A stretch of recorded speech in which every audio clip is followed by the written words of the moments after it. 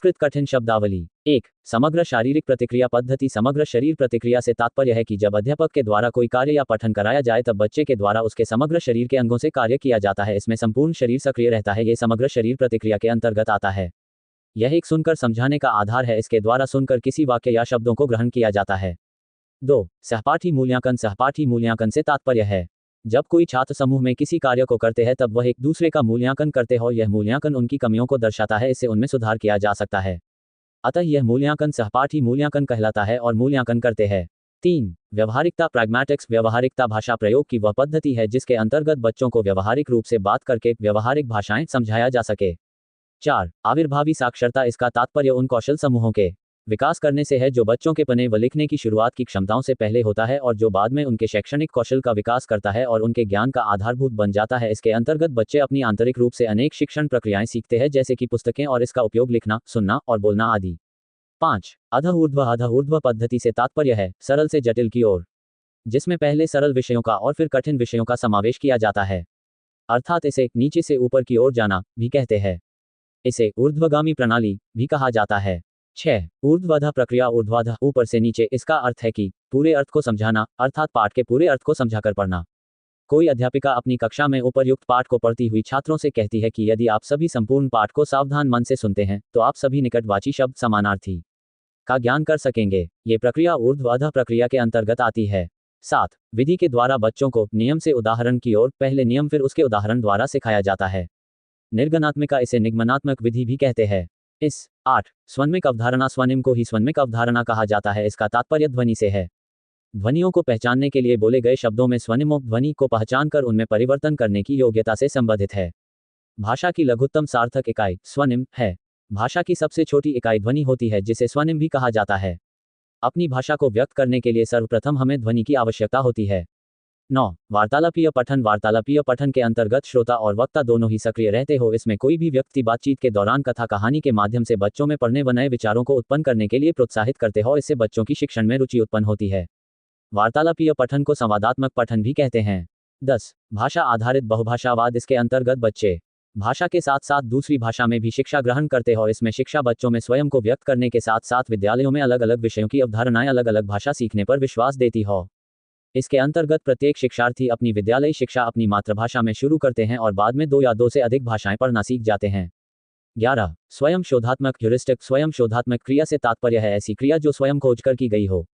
12. अधिसंज्ञान metacognition. अधिसंज्ञान वह प्रक्रिया है जिसके द्वारा बालक अपने चिंतन के बारे में सोचता है। यह बालक को स्वयं के संज्ञानात्मक कार्यों पर नियंत्रण करना सिखाता है और अपने विचारों को विश्लेषण करता है। 13. त्रुटितवाक बैबलिंग। त्रुटितवाक को ही बलबालना, बुदबुदाना के नाम से भी जानते हो। इससे तात्पर्य है कि जब बहुत छोटा 6-7 महीने का होता है तो वह कुछ स्वर व्यंजन युक्त ध्वनियां निकालना प्रारंभ करता है लेकिन वह पूरे शब्द को नहीं बोल पाता है, जैसे अ, ब, प, म आदि ध्वनि निकलता है। इसे ही हम त्रुटितवाक बैबलिंग कहते ही। 14. फलप्रशब्दावली। प्रोडक्टिव वोकैब्युलरी वह है जिसके अंतर्गत वे शब्द आते हैं जिनका उपयोग हम लिखने और बातचीत करने में करते ही। 15. विषय का प्रवाह। इसके अंतर्गत शिक्षक छात्र को एक स्वतंत्र लेखन कार्य देने की योजना बनता है। अध्यापक द्वारा विषय के प्रवाह में अर्थात जो भी लेखन कार्य दिया जाए वह विषय पर केंद्रित होना चाहिए। 16. उभरती साक्षरता कौशल। उभरती साक्षरता वह है जिसके अंतर्गत बहुत छोटे छोटे बच्चों के द्वारा दिखाए जाने वाले उन व्यवहारों को परिभाषित करता है जब वे पढ़ने और लिखने के कार्यों पर प्रतिक्रिया देना और उनका अनुमान लगाना शुरू कर देते हैं। 17. उपागम। उपागम शिक्षण की एक प्रणाली है जिसे हम अप्रोच के नाम से जानते हैं। यह बालक को पढ़ाने के तरीके के बारे में बताता है कि कैसे पढ़ा जाए, अर्थात यह एक शिक्षण गतिविधि के अंतर्गत आता है। 18. रचनात्मक मूल्यांकन। सतत विकास एवं प्रोन्नति का संबंध होता है। रचनात्मक मूल्यांकन। रचनात्मक मूल्यांकन वह है जो सत्र के बीच बीच में किया जाता है, अर्थात सतत निरंतर चलने वाला मूल्यांकन है। यह मूल्यांकन बच्चों का आकलन करने के लिए लगातार चलता रहता है। रचनात्मक मूल्यांकन के अंतर्गत बच्चों का शैक्षिकी मूल्यांकन किया जाता है। 19. कूटानुवाद। कूटानुवाद से तात्पर्य है मुद्रित छपे हुए शब्दों को भाषण बोलने में अनुवाद करना। कूटानुवाद के अंतर्गत ध्वनियों का उपयोग अक्षरों और ध्वनियों के बीच संबंध और साक्षरता अर्जन के लिए ये आवश्यक है। 20. ध्वनि विज्ञान शिक्षण। ध्वनि विज्ञान शिक्षण से तात्पर्य है कि वर्षों और ध्वनियों के बीच के संबंध को स्थापित करने के लिए जोर देना, अर्थात ध्वनियों को समझना ही ध्वनि विज्ञान शिक्षण है।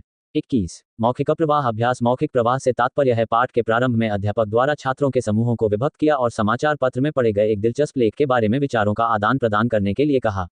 विचारों का आदान प्रदान परस्पर बातचीत मौखिक प्रवाह अभ्यास है। 22. संप्रेषणात्मक उपागम। इससे तात्पर्य है अपने विचारों का आदान प्रदान करना।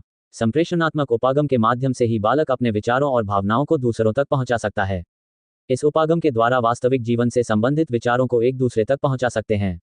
23 टनकन शोधन। टनकन शोधन से तात्पर्य है मुद्रण या छपाई में सुधार करना। किसी कार्य को करने से पहले उसे जांचना कि उसमें कोई त्रुटि तो नहीं है, ये टनकन शोधन के अंतर्गत आता है। होकर पढ़ना, इसमें छात्र विषय को गहराई से समझकर पढ़ता है। 24 गहन पठन। गहन पठन से तात्पर्य है ध्यानपूर्वक एकाग्रचित। 25 श्रव्यभाषिक विधि। श्रव्यभाषिक विधि से तात्पर्य है इसमें पढ़ने और लिखने से पहले बोलने और सुनने पर जोर दिया जाता है। इसके अंतर्गत अध्यापक पहले कुछ वाक्य बोलता है और छात्र उसका सुनकर उच्चारण करते हो। 26 विचार निर्माण अधिगम एक सीखने का प्रकार है जिसमें बालक के उच्चतर मानसिक प्रक्रियाओं जैसे प्रतिभा, बुद्धि, तर्कशक्ति प्रयोग करने की अपेक्षा की जाती है। 27 समग्र भाषा उपागम। समय भाषा उपागम के अंतर्गत बताया गया है कि यदि बच्चा भाषा को टुकड़ों में पढ़ता है तो उसका अर्थ गुम हो जाता है। ये उपागम बच्चों के भाषा विकास की स्पष्ट समझा पर बल देता है। भाषा को समग्रता, संपूर्णता की दृष्टि से देखने पर ही भाषा प्रयोग में अर्थ निर्माण की प्रक्रिया बनना शुरू हो पाती है। 28 स्वप्न निर्माण। स्कैफोल्डिंग। स्कैफोल्डिंग को पार या मचान के नाम से भी जानते हैं। स्कैफोल्डिंग से तात्पर्य है कि कक्षा में एक बालिका सही से पढ़ नहीं सकती है, शिक्षिका उसके ऊपर विशेष ध्यान देती है और संकेत देकर उसकी सहायता करती है। वाइगोत्स्की महोदय के अनुसार ये सहयोग आधारभूत सहयोग कहा जाता है। 29 बहिर्वेशन। बहिर्वेशन प्रक्रिया व्यक्तिगत रूप से पूर्वाग्रहों की शुरुआत को हतोत्साहित करने में सहायता करती है। ये प्रक्रिया काफी सरल और विश्वसनीय है। इसका प्रयोग केवल समय श्रृंखला पूर्वानुमानों के लिए किया जाता है। इसके आधार पर हम कह सकते हैं कि हमें जो कुछ भी जानने की आवश्यकता है वह पूर्वानुमानित श्रृंखला पर आधारित है। 30 स्टीफन क्रेशन महोदय द्वारा अनुवीक्षण परिकल्पना के विषय में छात्र अनुवीक्षण करने के लिए समर्थ होना चाहिए यदि उसके पास में पर्याप्त समय है, नियमों का और पर्याप्त ज्ञान है। इसका प्रयोग द्वितीय भाषा अधिग्रहण के प्रसंग में किया जाता है। यह अधिग्रहण अर्जन अधिगम संबंध के ऊपर आधारित है, अर्थात अनुवीक्षण परिकल्पना के विषय में ये सभी कथन सत्य है। 31 ऊर्ध्वधोगामी उपागम। जब एक आरंभिक पाठक विशेष पाठ्य विषय वस्तु के अभिप्राय समझाने के लिए पाठ विषय और सांस्कृतिक पक्षों के विषय में अपने सामान्य ज्ञान का प्रयोग करता है तो इसे ऊर्ध्वधोगामी उपागम अप्रोच कहते हैं। 32 डिस्लेक्सिया। डिस्लेक्सिया यह एक प्रकार की अधिगम अक्षमता है जो बच्चे पढ़ने में अक्षम है या जिन बच्चों में पठन विकार पाया जाता है वे सभी डिस्लेक्सिया के अंतर्गत आते हैं। 33 डिस्प्रैक्सिया। इससे छात्रों को सूक्ष्म व स्थूल चीजों को पहचानने में कठिनाई होती है और छात्रों को लिखने व चित्रांकन करने में भी कठिनाई होती है। 34 सामाजिक उपभाषा। सामाजिक उपभाषा वह होती है जो किसी भाषा के अंतर्गत किसी समुदाय अथवा समूह की भाषा की विशेषता बताए। 35 पठन अवबोधन। पठन अवबोधन से तात्पर्य है समझकर पढ़ना। छात्र पाठ्यस्तु के अवबोधन का, उसके सूचना उदाहरण का पाठ्यस्तु का निर्वाचन करने के लिए दक्षता कुशलता पठनावबोधनम पठन अवबोधन से आती है। 36 निष्कर्ष ग्रहणम। एक पाठ्यवस्तु से सूचनाओं को ग्रहण करके उसके व्याख्या के अभिधेयार्थ स्तर से भिन्न कारण निष्कर्ष ग्रहणम उसका निष्कर्ष निकालना कहलाता है। 37 पूर्व पठन कार्य। सामान्य रूप से भाषा शिक्षक अपनी कक्षा की परिस्थिति में विशेष प्रश्नों की प्रस्तुति करके किन्हीं प्रश्नों की स्थापना करके अनुभवों को कथनपूर्वक आरंभ करता है। ये पूर्व पठन कार्य प्री रीडिंग टास्क कहा जाता है। पूर्व पठन कार्य से तात्पर्य है जो किसी पठन कार्य से पहले किया जाए। 38 शिक्षण रूपेण आकलनम। पंचम कक्षा का एक छात्र कहता है जब मेरा मित्र पंजाबी भाषा को बोलता है उसे सीखने में कठिनाई नहीं होती है लेकिन इसे पढ़ने के लिए पूरा प्रयास करना पड़ता है। ये कथन स्वयं को दक्ष कुशल बनाने के लिए योग्य करती है। ये शिक्षण रूप में आकलन होगा। 39 शिक्षा का अधिकार अधिनियम 2009। इस अधिनियम के अनुसार 6-14 वर्ष तक के बच्चों के लिए निःशुल्क एवं अनिवार्य शिक्षा आवश्यक है। इस अधिनियम के अनुसार विद्यालय की शुरुआती भाषा होनी चाहिए। 40 यथार्थ संपदा रीलियर। इसके अंतर्गत दृश्य पदार्थ आते हैं। इनके द्वारा बच्चों को प्रत्यक्ष रूप से दिखाकर सिखाना। दृश्य पदार्थों के द्वारा सिखाने से बच्चों को जल्दी समझ में आता है और वे किसी भी चीज को जल्दी सीख जाते हैं। 41 निपुण भारत मिशन कार्यक्रम। निपुण योजना को national initiative for proficiency in reading with understanding and numeracy संख्यात्मक ज्ञान के साथ पठन में निपुणता के लिए राष्ट्रीय पहल ऐसा कहते हैं। इसके अंतर्गत बताया गया है कि 2026-28 तक सभी बच्चों को तीसरी कक्षा के अंत तक पढ़ने लिखने व अंकगणित को सीखने की क्षमता प्रदान की जानी चाहिए। 42 पुनर्निवेश प्रदानम। कोई अध्यापिका महीने के बीच में लेखन कार्य के लिए छात्रों के द्वारा किए गए त्रुटि एवं अशुद्धि एकत्रित करती है। इसके बाद वह छात्रों का नाम लिए बिना त्रुटि के प्रकारों का विवरण करती है। ये प्रयोग पुनर्निवेश प्रदान कहा जाता है। 43 उदीयमाना साक्षरताया अमर्जेंट लिटरेसी। उदीयमान साक्षरता के अंतर्गत दीवारों व जमीन भूमि पर कुछ भी स्पष्ट रूप से लिखना सीखते हैं और इसमें बताया गया है कि पठन व लेखन कौशल जन्म से ही विकसित होते हैं। 44 लेखन संदर्भ प्रक्रिया पद्धति प्रोसेस अप्रोच। 5वीं कक्षा की शिक्षिका अपने विद्यार्थियों से समूहों में चर्चा करने के लिए कहती है कि उन्हें क्या पसंद है और क्या नापसंद। चर्चा के बाद वह उन्हें कुछ वाक्यों में अपने विचार लिखने का निर्देश देती है। छात्रों ने अपने विचारों को संक्षेप में लिखा, फिर एक रूपरेखा तैयार की और एक अनुच्छेद लिखा। लेखन के संदर्भ में इस पद्धति को लेखन संदर्भ प्रक्रिया पद्धति प्रोसेस अप्रोच कहेंगे। 45 मौखिक प्रवाह अभ्यास पाठ के प्रारंभ में अध्यापक द्वारा छात्रों के समूहों को विभक्त किया और समाचार पत्र में पढ़े गए एक दिलचस्प लेख के बारे में विचारों का आदान प्रदान करने के लिए कहा। विचारों का आदान प्रदान परस्पर बातचीत मौखिक प्रवाह अभ्यास है। 46 स्थानीय अर्थबोध पाठ से विशेष सूचना को ग्रहण करने के लिए पाठ के अंश को निकटता से अथवा गहनता से पठन का कौशल है। 47 वर्तुलकार शिक्षण शिक्षार्थी व्याकरण नियमों को धीरे धीरे समय समय पर ग्रहण करते हो सभी को व्याकरणिक नियमों का एक बाद एक ज्ञान की अपेक्षा धीरे धीरे व्याकरण नियमों को जानना चाहिए। इस शिक्षण को वर्तुलकार शिक्षण कहते हैं। 48 वाग्वैकल्यम स्टटरिंग जहां पर वाणी के विकार से कोई भी शब्द का उच्चारण करने में या भाषा के प्रवाह में बाधा होती है उसे वाग्वैकल्यम स्टटरिंग वाणी दोष कहते हैं। 49 परिच्छेदस्य श्रुतलेखनम एक अध्यापिका 5वीं कक्षा के छात्रों को 6 वाक्यों के छोटे पैराग्राफ को 2 बार सुनने के लिए कहती है, फिर उन्हें 4 के समूहों में उस पैराग्राफ को फिर से लिखने के लिए कहती है। ये कार्य परिच्छेद का श्रुतलेखन है। श्रुतलेखन का अर्थ है सुने हुए को लिखना या सुनकर लिखना। श्रुतलेख वह कौशल है जिसमें किसी सामग्री को सुनकर उसका लेखन किया जाता है। 50 अनुभवात्मक प्रयोग कोई अध्यापक आधे पाठ को उच्च स्वर में पढ़ता है, उसके बाद वह समूहबद्ध छात्रों को स्वयं पाठ को पूरा करने के लिए कहता है। इस प्रकार का प्रयोग शिक्षण विधि का अनुभवात्मक प्रयोग कहलाता है। 51 विवरणिका स्कीमा सिद्धांत वर्णन करता है कि कैसे पाठक पाठ को समझाने के लिए अपने पहले अर्जित ज्ञान के साथ पाठ में जानकारी को जोड़ते हैं। 52 अनुकूजनम कोइंग जिस अवस्था में 2 या 3 माह का बच्चा मुक्त ध्वनि को जानने लगता है उसे अनुकूजन कोइंग कहते हो। अनुकूजन का अर्थ होता है कोमल या मंद स्वर में बोलना। 53 आगमन विधि इस विधि का शिक्षण सूत्र है उदाहरण से नियम की और अर्थात पहले उदाहरण देना फिर नियम मतलब पहले उसे बताना चाहिए जो परिचित हो और बाद उसे जो अपरिचित हो। 54 संप्रेषणात्मक भाषा शिक्षण पद्धति शिक्षार्थियों को उद्देश्यपूर्ण वार्तालाप में प्रतिभाग करने के लिए सुअवसर प्रदान करती है बल देती है जिससे उसके जीवन की वास्तविक परिस्थिति का सामना कर प्रोत्साहित कर सके। 55 संरचनात्मक उपागम सावधानी से चिंता का और वर्गीकृत विषयों का अच्छा उपयोग करता है। संरचनात्मक उपागम प्रक्रियात्मक उपागम इकाई का विश्लेषण करने की वह पद्धति है जिसमें यह देखने का प्रयास किया जाता है कि इस इकाई के विभिन्न अंग या भाग कौन कौन से हैं, वे किस प्रकार से व्यवस्थित है। 56 विकासात्मिका वह प्रक्रिया जिसके माध्यम से छात्र पठन कार्य करता है उसको विकासात्मक प्रक्रिया कहते हो।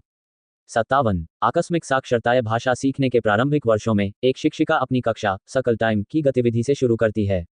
इस गतिविधि में वह प्रत्येक छात्र को एक विशिष्ट विषय पर बोलने का अवसर देती है। ये प्रक्रिया आकस्मिक साक्षरता के लिए महत्वपूर्ण है। 58 व्याकरण अनुवाद विधि कठोर अभ्यास व्याकरण अनुवाद विधि की मुख्य पद्धति है। व्याकरण अनुवाद विधि में व्याकरण पहले पढ़ाया जाता है, बोलने की अपेक्षा लिखने और पढ़ने पर बल दिया जाता है। इसमें मातृभाषा के अवतरणों का द्वितीय भाषा में अनुवाद कराया जाता है।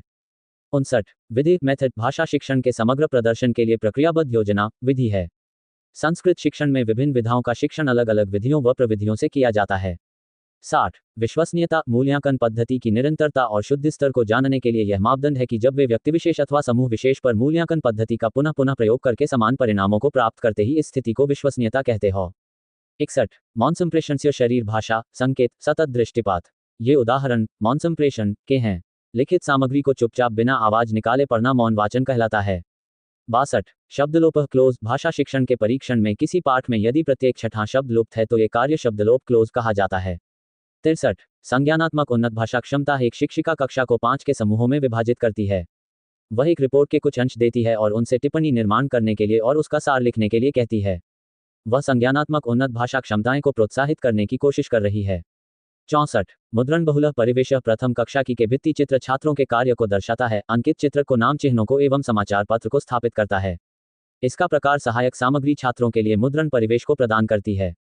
65 सविस्तर पठनस्य विकास एक शिक्षिका स्वीकृत सहायक पुस्तकों द्वारा एक लघु कथा को अथवा अन्य आख्यानों को पढ़ने के लिए छात्रों को प्रेरित करती है। सहायक पुस्तकों द्वारा पढ़ने के लिए तथा छात्रों के उत्साहवर्धन का विस्तारपूर्वक पठन क्रिया द्वारा विकास करना लघु कथा का प्रमुख उद्देश्य है। 66 समाज विज्ञान प्रयुक्ति सोशल साइंस रजिस्टर यहाँ एक पाठ उद्धृत है। इस पाठ के साथ समाज विज्ञान भाषा रजिस्टर से संबंध जुड़ा है। भारतीय संविधान के अनुसार प्रत्येक व्यक्ति समान है। इसका आशय होना चाहिए कि देश में प्रत्येक व्यक्ति पुरुष अथवा स्त्री या सभी जाति धर्म जनजाति विविध शैक्षिक आर्थिक पृष्ठभूमि से संबंध समान ही माना जाता है। इसका अभिप्राय यह नहीं है कि असमानता समाप्त हो गई है, नहीं, फिर भी लोकतांत्रिक भारत में सभी लोगों की समानता का सिद्धांत स्वीकार किया जाता है। 101 छात्र प्राप्त भाषा स्तरम सक्षमता परीक्षा योग्यता परीक्षण छात्रों द्वारा हासिल किया गया भाषा स्तर का मूल्यांकन करता है। इस परीक्षण में छात्रों की योग्यताओं को मापा जाता है, उन्होंने कितना सीखा है और उनकी रुचियों का मूल्यांकन किया जाता है। 102 कस्मिन्नपि विषये रुचि